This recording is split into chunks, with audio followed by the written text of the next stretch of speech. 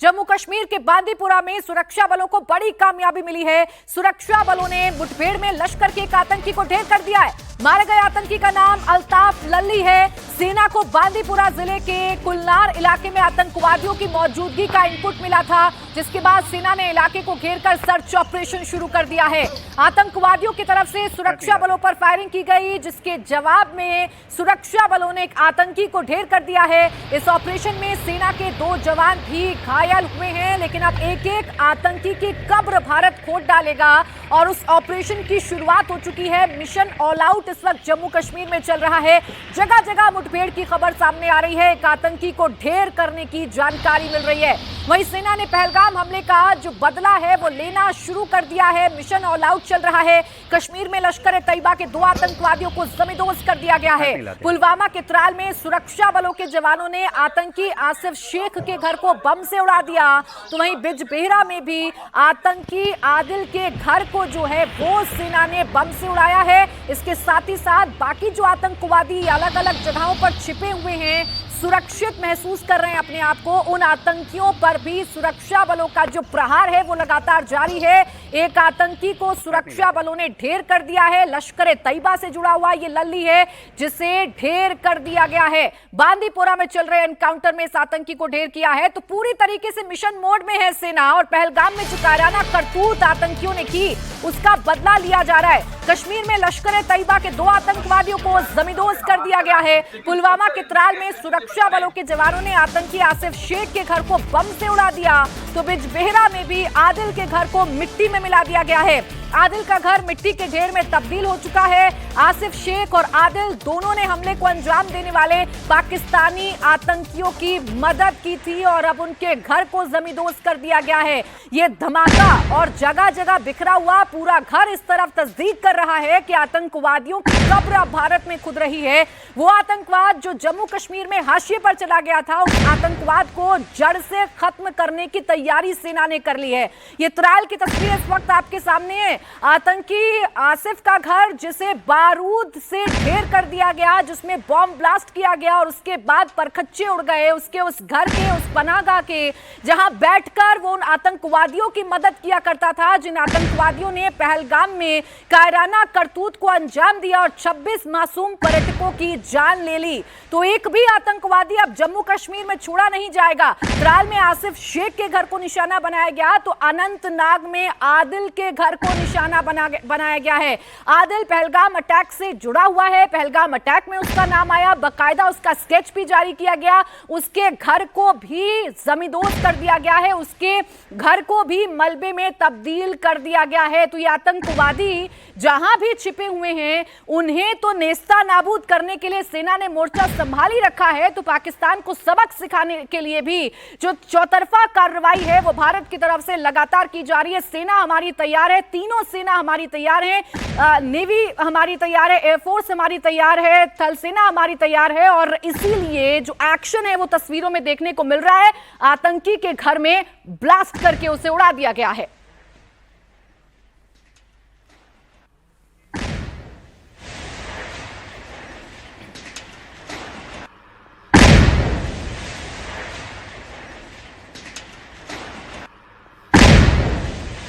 तो एक तरफ वो घर जिसमें धमाका हो रहा है और दूसरी तरफ आसिफ शेख की तस्वीर आप देख लीजिए। यही वो हैवान है जिसने आतंकवादियों की इस घर में बैठकर मदद करने की कोशिश की थी और पहलगाम में बैसरन घाटी की सटीक जानकारी पहुंचाई गई थी आतंकवादियों तक। त्राल में सुबह आसिफ शेख और अनंतनाग के बिजबेहरा में आदिल ठोकरे के घर सर्च ऑपरेशन चल रहा था। ऑपरेशन के दौरान दोनों घरों में एक्सप्लोजिव मिले। जवान सेफ्टी के लिए पीछे हटे और इसी दौरान धमाका कर दिया गया। धमाके में दोनों घर पूरी तरह से तबाह हो गए हैं। जिन आतंकियों के घर जमींदोज हुए हैं उनके नाम पहलगाम अटैक से जुड़े हैं। आसिफ शेख और आदिल आतंकी हमले के बाद सुरक्षा बलों की रडार पर हैं। सुरक्षा बल के जवान जब पुलवामा के अवंतीपोरा के त्राल इलाके में आसिफ शेख के घर तलाशी के लिए पहुंचे तो वहां पर विस्फोटक मिला।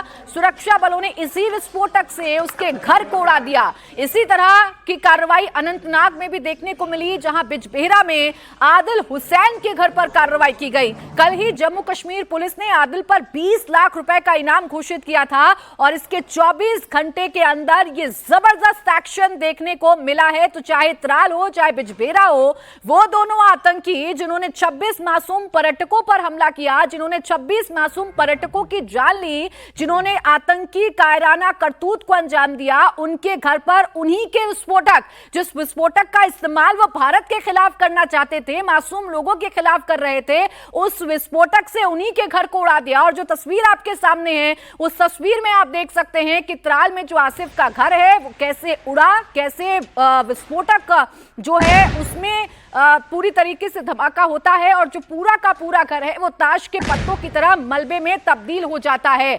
अभी तो ये ट्रेलर है, अभी इसकी पूरी पिक्चर आना बाकी है, क्योंकि सेना ने मोर्चा संभाल रखा है। उन आतंकियों की खोज की जा रही है, सर्च ऑपरेशन चलाया जा रहा है जिन्होंने पहलगाम की बैसरन घाटी में 26 मासूम पर्यटकों की जान ली। और जैसे जैसे उनके निशान मिल रहे हैं, जैसे जैसे उनसे जुड़ी हुई जानकारी मिल रही है, वैसे वैसे सेना का जो ऑपरेशन है वो लगातार ताबड़तोड़ तरीके से जारी है। आप अंदाजा लगा सकते हैं कि इस वक्त भारत किस मोड में है, भारत कैसे मिशन ऑल आउट के मोड में है और कैसे पड़ोसी मुल्क पाकिस्तान को सबक भारत सिखाने के लिए अब तमाम तैयारी कर रहा है। पहलगाम टेरर अटैक के बाद पहली बार army chief general Upendra Dwivedi Jammu Kashmir के दौरे पर हैं। थोड़ी देर में army chief general Upendra Dwivedi Pahalgam जाने वाले हैं, जहां आतंकियों ने खून की होली खेली थी। इससे पहले श्रीनगर में आर्मी चीफ ने उपराज्यपाल मनोज सिन्हा से मुलाकात की। इस मीटिंग में जम्मू कश्मीर के मौजूदा हालात पर चर्चा हुई। सेना अध्यक्ष उपेंद्र द्विवेदी ने सेना के टॉप 4 अधिकारियों के साथ मीटिंग की,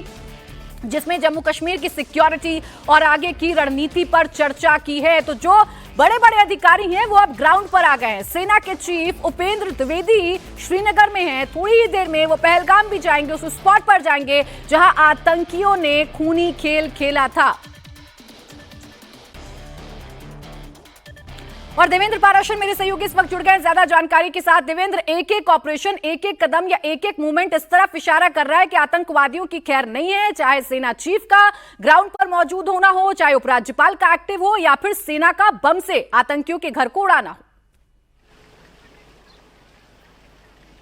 जी हाँ, बिल्कुल प्राची, जैसे पहले अपडेट की बात कर ले तो अभी जम्मू कश्मीर के उपराज्यपाल मनोज सिन्हा के साथ श्रीनगर में आर्मी चीफ उपेंद्र द्विवेदी उनके साथ 4 बड़े अधिकारियों के साथ बैठक हो रही है और जो ऑपरेशन चलाया जा रहा है, ये आगे जो चलाया जाना है आतंकवादियों के खिलाफ, उस पर विस्तार से बात हो रही है। दूसरी चीज़ आप देखें तो जो इंटेंसिटी है काउंटर करने का आतंकवादियों को, उसमें अप्रोच में एक बड़ा फ़र्क आपको ये नज़र आएगा कि अब से पहले जम्मू कश्मीर में आतंकवाद में जो लोग संलिप्त होते थे उनके घर को बुलडोज किया जाता था, लेकिन अब जो तस्वीरें नज़र आ रही है आपको, इसमें सीधे उन आतंकवादियों के घर पे जो धमाका हुआ वो ये बता रहा है कि इसी धमाकेदार अंदाज में आतंकवादियों को न्यूट्रलाइज किया जाएगा और वो ऑपरेशन लगातार चलेगा। और अगले 2 से 3 महीने में आप देखेंगी कि इन ऐसे आतंकवादियों को जो कि सुरक्षा बलों के हाथों मुठभेड़ में मारे जाएंगे, वो सूची बहुत लंबी होगी, 40, 50, 60 तक वो सूची जाएगी। उस तरह का इंटेंसिव ऑपरेशन चलाया जा रहा है। उसी इंटेंसिव ऑपरेशन के लिए आर्मी चीफ खुद अभी श्रीनगर के दौरे पे हैं।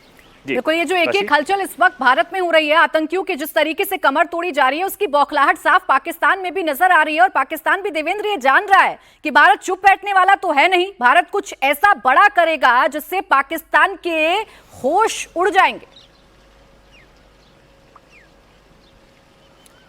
और निश्चित तौर पर प्राची, उनको ये पहले से भी एहसास था, लेकिन उनके यहाँ अपने अंदर समस्याएं इतनी ज़्यादा थी कि उनको बचने का सहारा एकमात्र ये नज़र आता है कि वहाँ की आवाम को जम्मू कश्मीर के मसले को लेकर भारत के खिलाफ शत्रुता की आग फैलाकर किसी प्रकार से बाकी समस्याओं से ध्यान भटकाया जा सके, बाकी समस्याओं से ध्यान हटकाया जा सके। पाकिस्तान में जो कुछ हो रहा है, बलूचिस्तान में जो कुछ हो रहा है, लगातार पूरी दुनिया देख रही है। तो इन सारी चीज़ों से पर क्योंकि वहाँ के इस्टेब्लिशमेंट का कोई कंट्रोल नहीं रह गया है, तो वहाँ के इस्टेब्लिशमेंट को एक ही चीज़ समझ में आता है कि जम्मू कश्मीर में आतंकवाद को बढ़ावा दो और उसके सहारे पाकिस्तान में एक इमोशन फैलाओ और फिर अपने लोगों को एकजुट कर लो, बाकी समस्या से ध्यान भटकाओ। लेकिन भारत इस बार बहुत सख्ती के मूड में है और जैसा कि प्रधानमंत्री नरेंद्र मोदी ने मधुबनी में जो कुछ कहा था, वो सिर्फ पाकिस्तान के लिए नहीं कहा था, वो सिर्फ देशवासियों को नहीं बताया था, बल्कि अंग्रेजी में बोल के पूरी दुनिया को बताया था कि इस मसले को लेके हम अब किसी की कोई परवाह नहीं करने जा रहे हैं। हमें जो करना होगा हम करेंगे। कल्पना से परे हिसाब किया जाएगा। ये लाइन अगर देश के प्रधानमंत्री बोलते हैं तो अंदाजा लगाया जा सकता है कि पाकिस्तान क्यों कांप रहा है और पाकिस्तान में क्यों खलबली इस वक्त मची हुई है।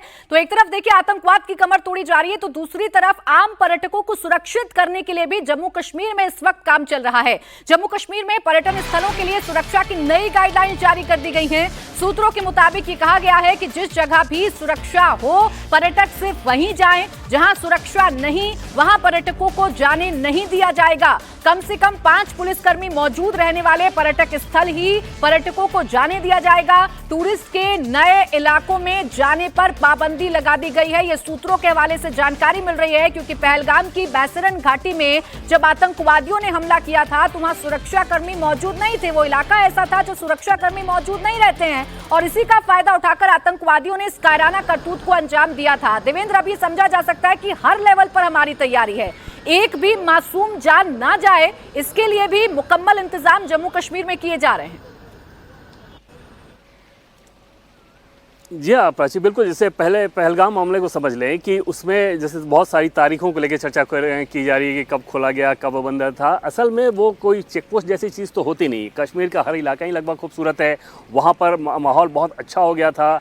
टूरिस्ट पे आमतौर पे कोई आतंकी घटना होती नहीं थी। तो उस कंडीशन में जो स्थानीय खच्चर वाले, घोड़े वाले जो लोग हैं, जो पर्यटकों को लेके जाते हैं या पैदल ट्रैकिंग करते हुए लोग, वो अलग अलग वेन्यूज़ पे चले जाते हैं। जैसे कि पहलगाम की जो फेमस वेन्यूज़ है उनसे अलग, जैसा कि ये बैसरन घाटी था, और वहाँ पे वो लोग जाना शुरू कर दिए थे। तो इस तरह की जो भी जगह है जो कि पहले से सुरक्षा कर्मियों के घेरे में नहीं है, वहाँ पर पर्यटकों को नहीं जाने दिया जाए। ये स्थानीय प्रशासन को निर्देश दे दिया गया है। और हर पर्यटक स्थल पे जहाँ पर्यटक जा रहे हों वहाँ कम से कम अगर 5 पुलिसकर्मी, 5 सुरक्षाकर्मी मौजूद हों तभी उस जगह पे लोगों को वहाँ जाने दिया जाए। तो ये एक बड़ी तब्दीली इस लिहाज से आई है क्योंकि वो सॉफ्ट टारगेट चुन रहे हैं, क्योंकि वो फौज से नहीं लड़ सकते, सुरक्षा कर्मियों से आतंकवादी नहीं लड़ सकते, कायर हो चुके हैं। तब ऐसी कंडीशन में वो सिर्फ और सिर्फ सॉफ्ट टारगेट चुन रहे हैं। उन सॉफ्ट टारगेट ना बने इस लिहाज से अब हर पर्यटन स्थल सुरक्षा घेरे में ही होगा और उसी जगह पे जाने की इजाजत होगी। बिल्कुल, आतंकवादियों को वो मौका नहीं दिया जाएगा जिसमें वो कायराना करतूत को अंजाम दे पाए। सेना से लड़ नहीं सकते, मासूम लोगों को निशाना बनाते हैं, तो ये मौका अब उनके पास नहीं होगा। इस बीच एक और बड़ी खबर आपको बता दें, श्रीनगर पहुंच गए हैं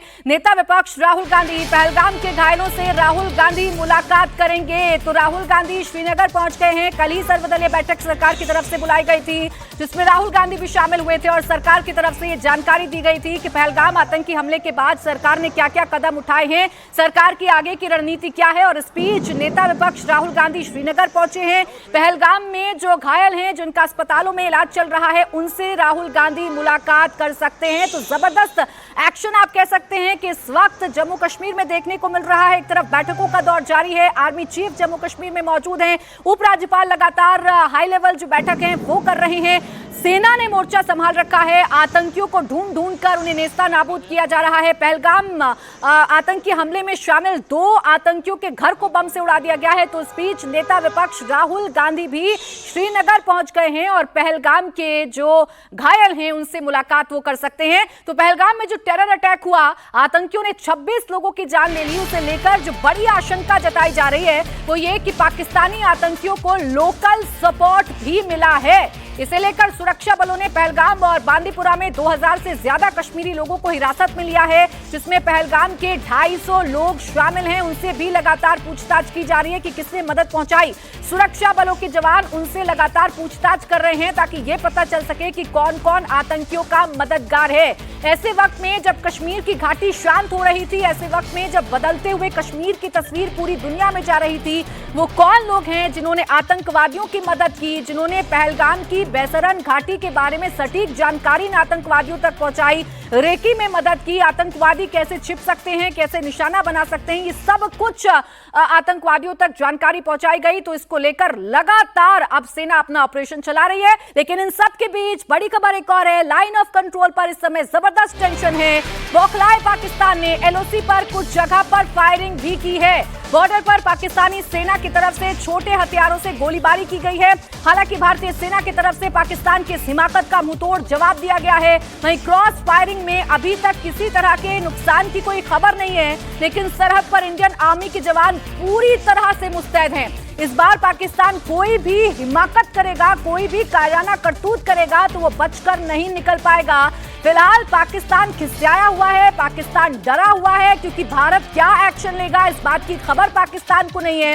इसीलिए वो छोटी मोटी हरकतें करके अपनी बौखलाहट को उजागर कर रहा है। एलओसी पर फायरिंग की जानकारी मिली है। पहले ही पाकिस्तान ये कह चुका है कि पानी भारत ने अगर बंद कर दिया है तो हमारे लिए वॉर जैसी स्थिति है, लेकिन इस वॉर में टिकने का मादा पाकिस्तान के पास नहीं है। पाकिस्तान की जो अपनी माली हालत है वो इतनी खराब है कि भारत के सामने वो 2 दिन खड़ा नहीं हो सकता है। ऐसे में पाकिस्तान के पास क्या बचा है कि वो छोटी मोटी फायरिंग करके अपनी बौखलाहट को दिखाने की कोशिश करेगा, और यही पाकिस्तान कर रहा है। लाइन ऑफ एक्शन पर पाकिस्तानी सेना ने फायरिंग की है, लेकिन मुंहतोड़ जवाब भारतीय सेना की तरफ से लगातार दिया जा रहा है। इस बार पाकिस्तान की एक भी चूक को बर्दाश्त नहीं किया जाएगा।